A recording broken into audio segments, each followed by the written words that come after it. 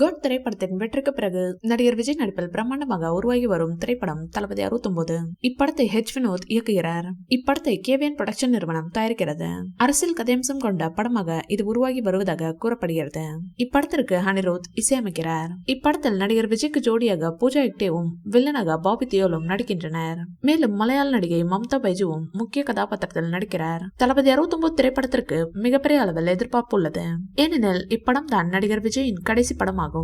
இப்படத்தை முடித்ததும் தீவிர அரசியலில் இறங்க உள்ளார் தளபதி. இதற்காக தமிழக வெற்றி கழகம் என்கிற அரசியல் கட்சியை தொடங்கியுள்ள அவர் வருகிற 2026 ஆண்டு நடைபெறவுள்ள சட்டமன்ற தேர்தலில் முதல்வர் வேட்பாளராக போட்டியிட திட்டமிட்டுள்ளார். நடிகர் விஜயின் கடைசி படம் என்பதால் இப்படத்தின் மீதான எதிர்பார்ப்பு நாளுக்கு நாள் அதிகரித்த வண்ணம் உள்ளது. தளபதி 69 படத்தின் படப்பிடிப்பு தற்போது விறுவிறுப்பாக நடைபெற்று வருகிறது. இந்நிலையில் தளபதி 69 படத்தின் முக்கிய அப்டேட் ஒன்று வெளியாகி உள்ளது. அதன்படி இப்படத்தில் டிஜே அருணாச்சலமும் முக்கிய கதாபாத்திரத்தில் நடிக்க கமிட் ஆகி உள்ளது தெரிய வந்திருக்கிறது.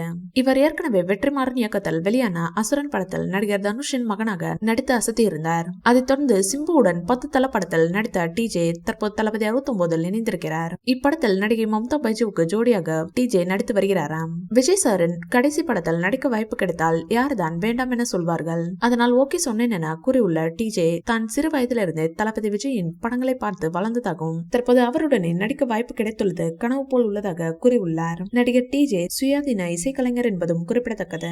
இந்த வீடியோ பிடிச்சிருந்தா லைக் பண்ணுங்க, ஷேர் பண்ணுங்க. மேலும் விஜய் சார் பற்றிய தகவல்களுக்கு எங்க சேனலை சப்ஸ்கிரைப் பண்ணுங்க.